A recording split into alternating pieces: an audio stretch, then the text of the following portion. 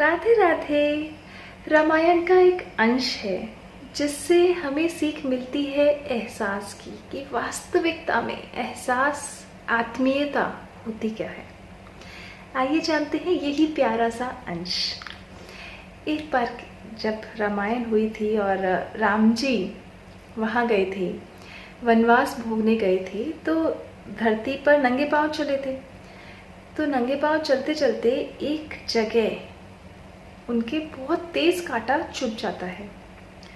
राम जी झुककर नीचे बैठ जाते हैं और धरती माँ से प्रार्थना करते हैं कि हे माँ, आपसे मेरी एक विनती है, क्या आप उसे स्वीकार करेंगी?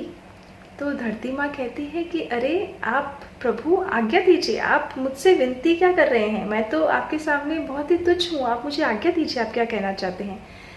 तो रामचंद्र जी भगवान उन्हें कहते हैं कि माँ, जब भरत मुझे ढूंढते हुए यहाँ आए तो आप कोमल हो जाइएगा, फूल के समान कोमल हो जाइएगा, जिससे उन्हें ये कांटे ना चुभें। तो धरती माँ बड़ी अचंभित होती है और बोलती हैं कि ठीक है, आप भी सुकुमार ही हैं और भरत जी भी सुकुमार ही हैं, पर आप ऐसा क्यों चाहते हैं? अगर आप इस दर्द को झेल गए तो भरत भी इस दर्द को झेल ही पाएंगे ना। आप इतना क्यों विचलित हो रहे हैं इससे? और अगर उनके एक दो कांटे चुभ भी जाएंगे तो इससे कोई फर्क नहीं पड़ेगा ना। आप इतना दुखी हैं अपने भाई के लिए, आप इतना प्यार करते हैं अपने भाई से। पर राम जी ने कहा कि नहीं माँ, आप मेरी बात का आशय नहीं समझ पाई हैं। मैं इसलिए परेशान नहीं हूँ कि भरत इस दुख को झेल पाएगा या नहीं। वो बहुत बहादुर है, ये दुख उसके लिए कुछ मायने नहीं रखता। पर अगर ये कांटा उसके पैर में चुभेगा तो उसका पैर नहीं, उसका हृदय छलनी हो जाएगा। तो धरती माँ ने उनसे पूछा कि उसका हृदय छलनी हो जाएगा? हृदय कैसे छलनी होगा एक कांटे से?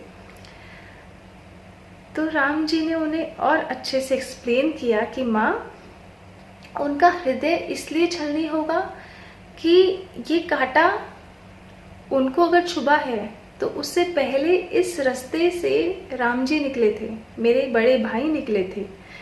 और अगर ये कांटा उनको चुबा है, और क्योंकि वनवास के भागीदार तो वो खुद ही को मानते हैं ना, तो उनकी वजह से उनका भाई अगर किसी पीड़ा को सहन कर रहा है, या फिर उनका भाई किसी भी वजह से किसी पीड़ा को सहन कर रहा है, तो वो बहुत दुखी होंगे।